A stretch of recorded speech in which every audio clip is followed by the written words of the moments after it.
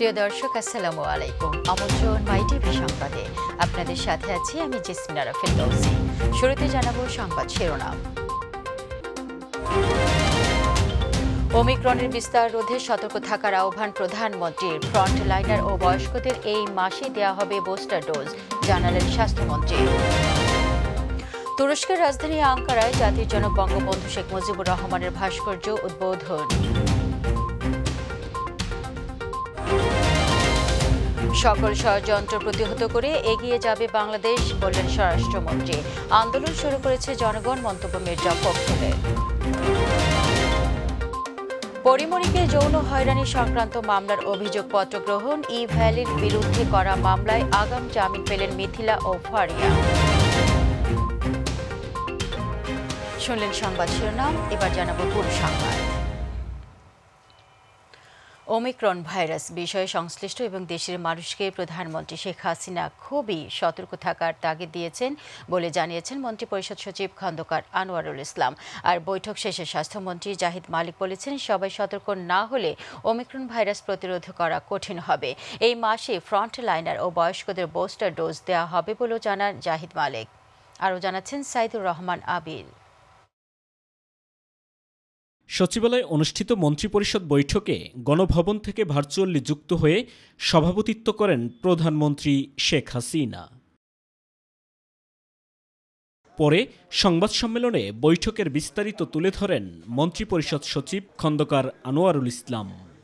বাংলাদেশের সাথে কূটনৈতিক বা বাণিজ্য সম্পর্ক বিদ্যমান রয়েছে এরূপ কোনো দেশ বা অঞ্চলের ব্যবসা, শিল্প, বাণিজ্য ও সেবা খাতসমূহের প্রতিনিধিত্ব করার জন্য যৌথ chamber of commerce and industry এবং একাধিক যৌথ চেম্বার অব কমার্স ইন্ডাস্ট্রির সমন্বয়ে গঠিত chamber of commerce and industry অ্যালায়েন্সের বিধান রাখা হয়েছে। ওমিক্রন ভাইরাস নিয়ে প্রধানমন্ত্রীর নির্দেশনার কথাও জানান তিনি। এটা আজকে মাননীয় প্রধানমন্ত্রী এবং মন্ত্রিসভায় বারবার রিকোয়েস্ট করা হয়েছে, we have to be very very careful. এটা ওনারা এখনও ঠিক করে না। এটা আজকে আলোচনা হয়েছে, মাননীয় প্রধানমন্ত্রী আগেই ইনস্ট্রাকশন দিয়েছে এটা নিয়ে কাজ করো এবং কবে দিলে বুস্টার ডোজ দিতে হবে, কারণ ওয়ার্ল্ড ওয়াইড অনেক জায়গায় আপনার বুস্টার ডোজ দেওয়া হচ্ছে। তো সেজন্য ওনাদেরকে বলছে টেকনিক্যাল কমিটিকে এটা নিয়ে প্রিসাইজ একটা প্রস্তাব নিয়ে আসতে। বৈঠক শেষে ওমিক্রন ভাইরাস নিয়ে সাংবাদিকদের বিভিন্ন প্রশ্নের জবাব দেন স্বাস্থ্যমন্ত্রী জাহিদ মালিক। এই ভাইরাসটি একটু খুব ক্ষতিকারক না, এখনো সাংঘাতিক সংক্রমণ করতে পারে, কিন্তু মৃত্যুর খবর আমরা এখনো কোথাও পাইনি। তো এই দিকে একটা ভালো খবর যে এটা ফ্যাটালিটি কম এই ভাইরাসে, কিন্তু সংক্রমণ অনেক করে। আমাদেরকে তো সেই জন্য সজাগ থাকতে হবে। আপনারা জানেন যে গতকালও আমাদের দেখছি 1.5 কিন্তু সংক্রমণের হার, এটা একটু বাড়তির দিকে। সাইদুর রহমান আবির, মাই টিভি, ঢাকা। তুরস্কের রাজধানী আঙ্কারায় বঙ্গবন্ধু বুলভার্ডের 4 রাস্তার মোড়ে জাতির জনক বঙ্গবন্ধু শেখ মুজিবুর রহমানের একটি ভাস্কর্য উদ্বোধন করা হয়েছে। আজ বাংলাদেশ সময় সকাল 11টায় এটি উদ্বোধন করা হয়। এই উপলক্ষে আঙ্কারার বঙ্গবন্ধু বুলভার্ডে একটি সভার আয়োজন করা হয়। এতে প্রধান অতিথি হিসেবে উপস্থিত ছিলেন বাংলাদেশের পররাষ্ট্রমন্ত্রী ডক্টর AK আব্দুল মোমেন। বিশেষ অতিথি হিসেবে ছিলেন আঙ্কারার গভর্নর ওয়াসিফ শাহিন, ঢাকা উত্তর সিটি কর্পোরেশনের মেয়র মোহাম্মদ আতিকুল ইসলাম, আঙ্কারার ডেপুটি মেয়র সেলিম সিরপানলো, আঙ্কারার মেয়র মনসুর ইয়াভাজ, তুরস্কে নিযুক্ত বাংলাদেশ হাই কমিশনার মাসুদ মান্নান।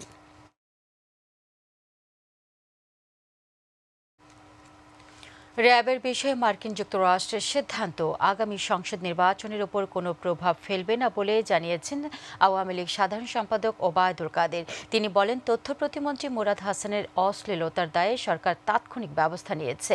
অন্যদিকে বিএনপি নেতা মোয়াজ্জেম হোসেন আলালের অশ্লীলতাকে প্রশ্রয় দিয়েছে বিএনপি। আর স্বরাষ্ট্রমন্ত্রী আসাদুজ্জামান খান কামাল বলেছেন, সকল ষড়যন্ত্র প্রতিহত করে এগিয়ে যাবে বাংলাদেশ। রাজধানীতে পৃথক সভায় তারা এসব কথা বলেন। সাইদুর রহমান আবিরের আরও একটি রিপোর্ট। আওয়ামী লীগ সভাপতির ধানমন্ডি রাজনৈতিক কার্যালয়ে দলের সম্পাদক মণ্ডলীর বৈঠক। বৈঠক শেষে সংবাদ সম্মেলনে মুজিব বর্ষ ও বিজয়ের মাসের বিভিন্ন কর্মসূচি ঘোষণা করেন দলের সাধারণ সম্পাদক ওবায়দুল কাদের। সারা দেশে এই অনুষ্ঠানটি এর চেতনা আমরা ছড়িয়ে দিতে চাই।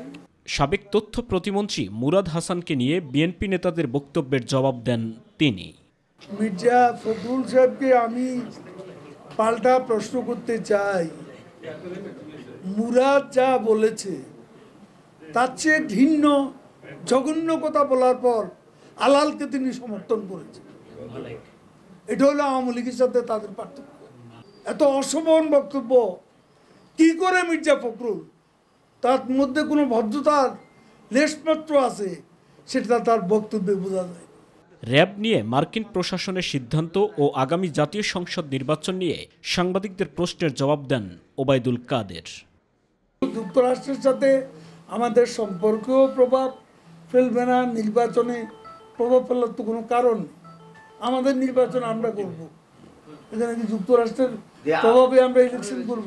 এদিকে রাজধানীর কাউরান বাজারে যুবলীগের প্রতিষ্ঠাতা চেয়ারম্যান শেখ ফজলুল হক মনির জন্মদিন উপলক্ষে এতিমদের মাঝে খাদ্য ও শীতবস্ত্র বিতরণ অনুষ্ঠানের আয়োজন করে ঢাকা মহানগর উত্তর যুবলীগ। অর্থনৈতিক মুক্তির দ্বার প্রান্তে জননেত্রী আমাদের এনে দিয়েছেন। এটা ধরে রাখার জন্য দুর্নীতি মোকাবেলা করা আজকে সময়ের দাবি। এখন আমরা যদি আমাদের প্রকট সামাজিক সমস্যাগুলো নিয়ন্ত্রণ না করি, তাহলে আমাদের রাজনৈতিক এবং অর্থনৈতিক অর্জন মুখ থুবড়ে পড়বে। এতে প্রধান অতিথির বক্তব্যে ষড়যন্ত্র প্রতিহত করে বাংলাদেশকে এগিয়ে নিয়ে যাওয়ার কথা বলেন স্বরাষ্ট্রমন্ত্রী আসাদুজ্জামান খান কামাল। আজকে সবকিছু ছাড়িয়ে আমরা দুর্বার গতিতে এগিয়ে চলছি। উন্নয়নের মানে সমস্ত কিছু আমাদের চোখের সামনে, শুধু উন্নয়ন না, সব কিছুতেই মাননীয় প্রধানমন্ত্রী আমাদের বাংলাদেশকে একটা উদাহরণস্বরূপ তৈরি করে দিয়েছে। সাইদুর রহমান আবির, মাই টিভি, ঢাকা। উন্নত চিকিৎসার জন্য খালেদা জিয়াকে আবারও বিদেশে নেয়ার ব্যবস্থা করার দাবি জানিয়েছেন বিএনপি মহাসচিব মির্জা ফখরুল ইসলাম আলমগীর।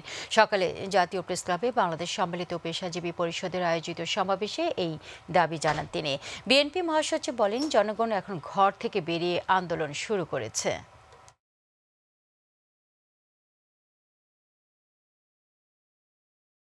এটা সম্পূর্ণভাবে একটা রাজনৈতিক প্রতিহিংসা।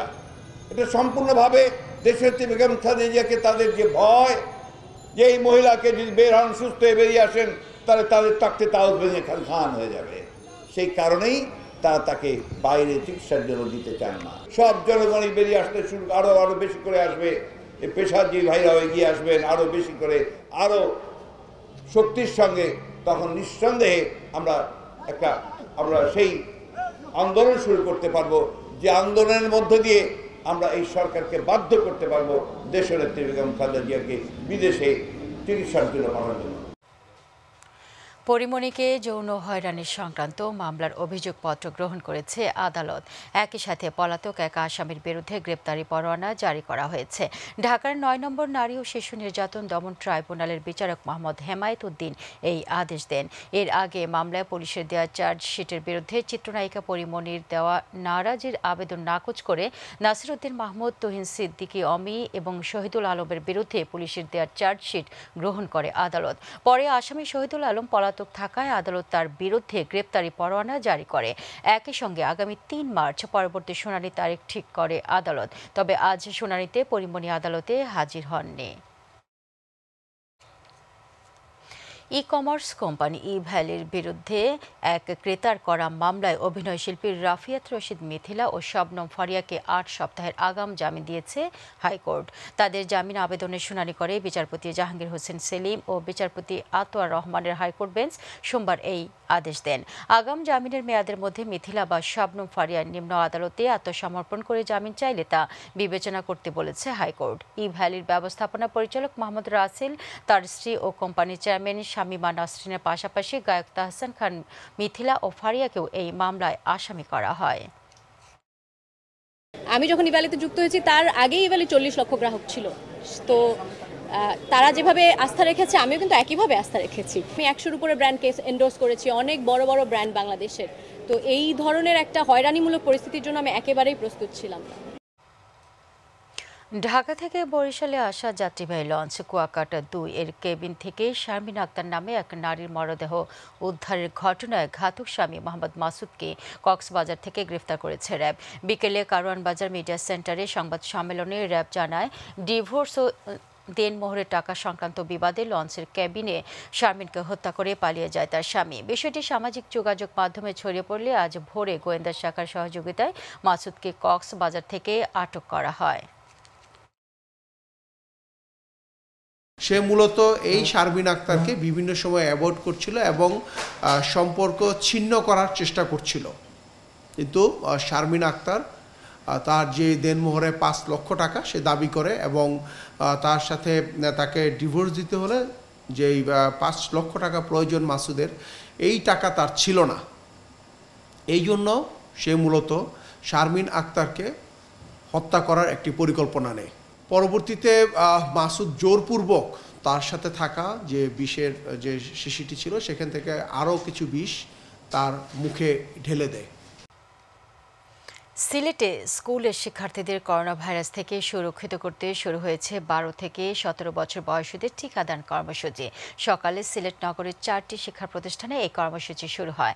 সিসিকের প্রধান স্বাস্থ্য কর্মকর্তা ডাক্তার জাহিদুল ইসলাম জানান, 12 থেকে 17 বছর বয়সী স্কুল শিক্ষার্থীদের ফাইজারের ভ্যাকসিন প্রদান করা হচ্ছে। 4টি স্কুলে প্রতিদিন 600 করে 2400 ভ্যাকসিন দেওয়া হবে।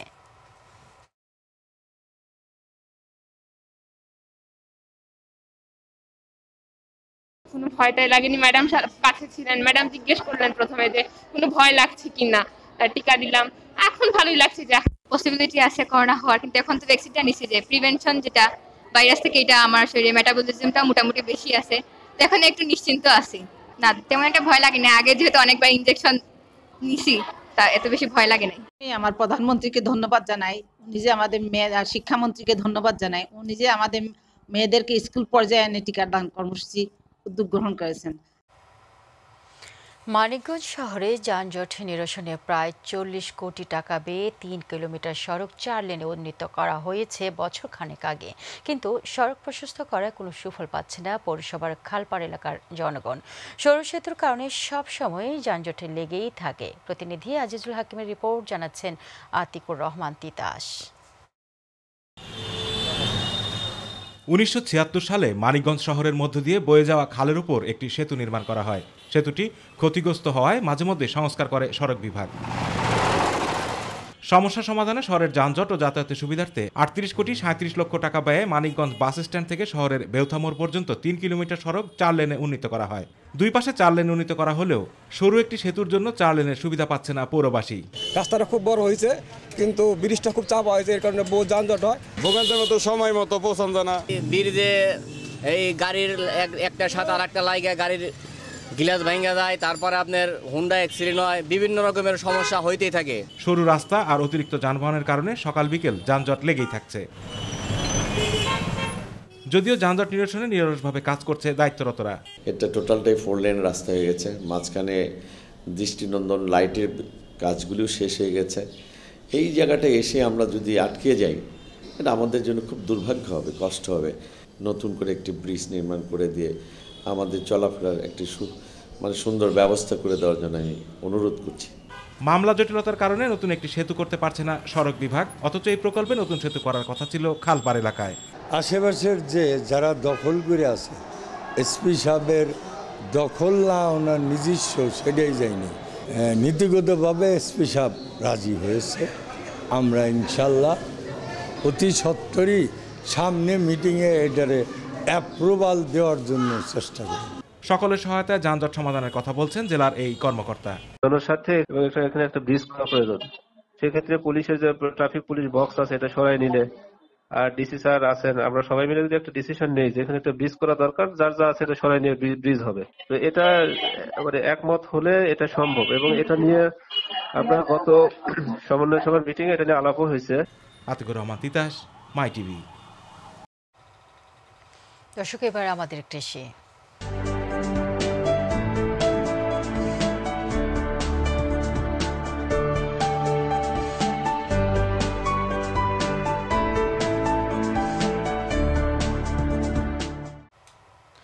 বরিশালের গৌরনদী উপজেলার খানজাপুর গ্রামে মিশ্র খামারে মাচা পদ্ধতিতে শীতকালীন তরমুজ চাষে ৩ দিন আগ্রহ বাড়ছে চাষিদের।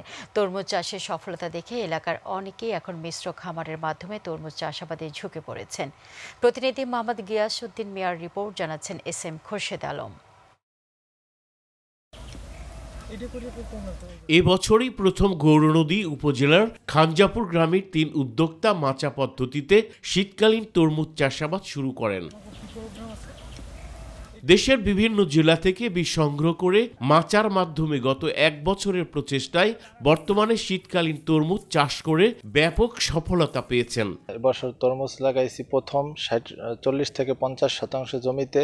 তরমুজের দামও খুব ভালো এবং বাজারে বিক্রি করে ভালো টাকা পাইতেছি, আমি স্বাবলম্বী। বর্তমানে তাদের মাচায় ঝুলছে অসংখ্য তরমুজ ফল।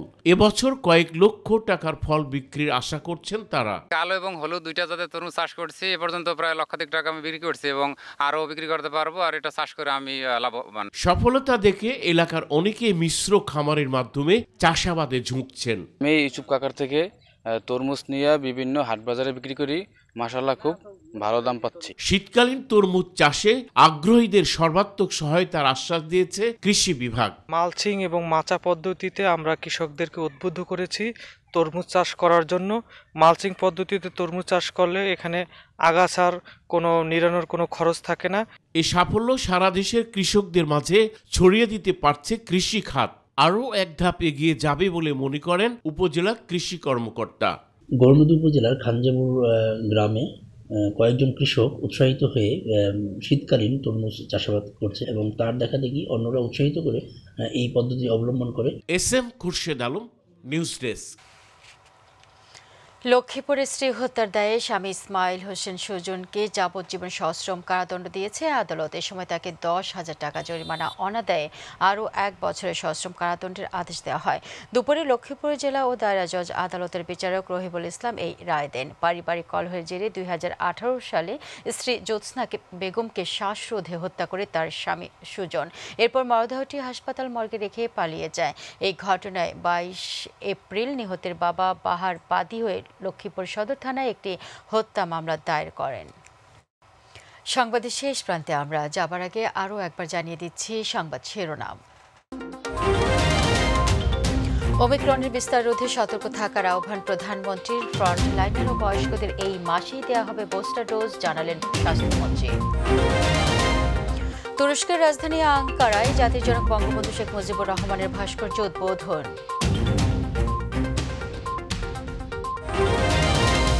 সকল ষড়যন্ত্র প্রতিহত করে এগিয়ে যাবে বাংলাদেশ, বললেন স্বরাষ্ট্রমন্ত্রী। আন্দোলন শুরু করেছে জনগণ, মন্তব্য মির্জা ফখরুলের। পরিমণিকে যৌন হয়রানি সংক্রান্ত মামলার অভিযোগপত্র গ্রহণ। ই ভ্যালির বিরুদ্ধে করা মামলায় আগাম জামিন পেলেন মিথিলা ও ফারিয়া। ভ্যাকসিনের কার্যকারিতা কমিয়ে দেয় ওমিক্রন, বলছে বিশ্ব স্বাস্থ্য সংস্থা। 2 ডোজ টিকা নিয়েও করোনা আক্রান্ত দক্ষিণ আফ্রিকার প্রেসিডেন্ট।